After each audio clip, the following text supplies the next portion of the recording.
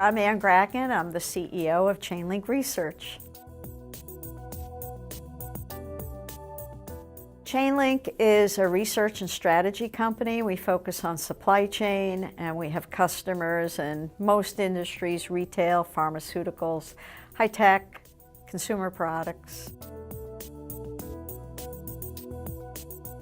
There is a huge divergence today between the goals of IT and the goals of the business. If we think about at a high level, the corporate goals, of course, are around growth, competitive advantage, et cetera. And those manifest in terms of improving trading partner processes with customers, suppliers, et cetera, innovating, let's find new ways for technology to differentiate our company. However, when we look at IT seems to be mired in support issues.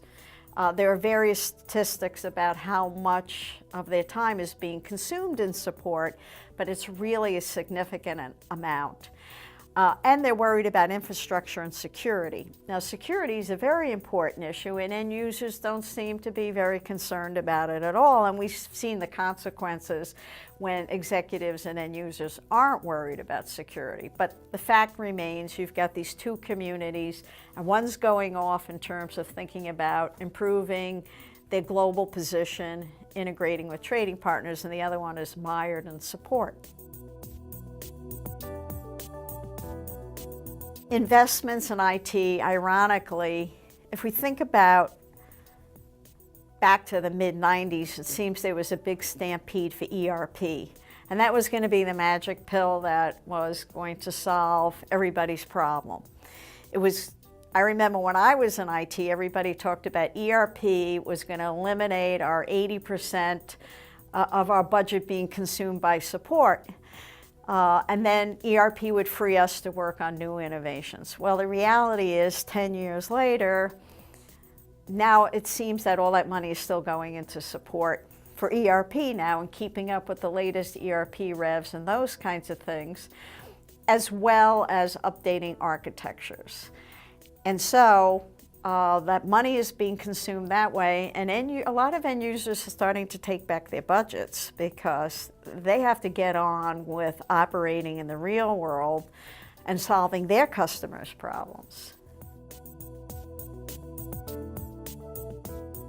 If you think about the cloud, firstly, of course, that eliminates a lot of obstacles to deployment.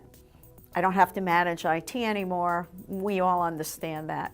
But more importantly, a lot of the cloud-based network solutions, if you will, my trading partners are already connected in there. There's already standard data in there. There's already a lot of business functions that allow me to capture data, analyze data, use it for event management, risk management, typical trading activities, buying and selling, et cetera. So if I can already get that and I don't have to create a big IT infrastructure, and users are, basically they're voting with their wallets, and especially in the supply chain area, because if we think about, say, ERP versus supply chain, ERP was really designed around a financial architecture of the company. So my accounting and finance and rolling up my books, great application for ERP, but it's very internally focused, and it's also focused on the firewalls. I've got to protect that data. Where supply chain is all about integrating and managing complex relationships, complex networks.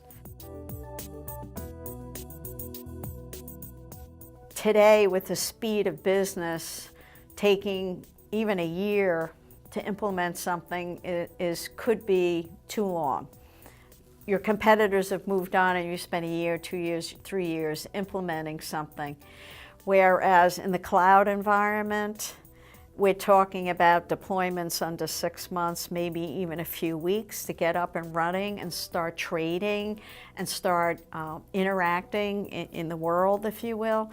And I think companies really have to seriously look at that issue, as well as the whole cost of managing all that data.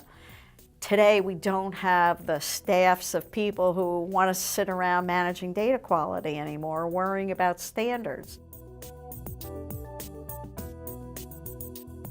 If you think about it, it's almost data as a service, if you will. So it isn't just an old model of software where you're thinking about the code that's a function and then I have to populate it with my own data and design my own reports.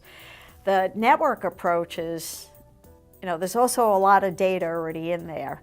A lot of information about the markets, the carriers,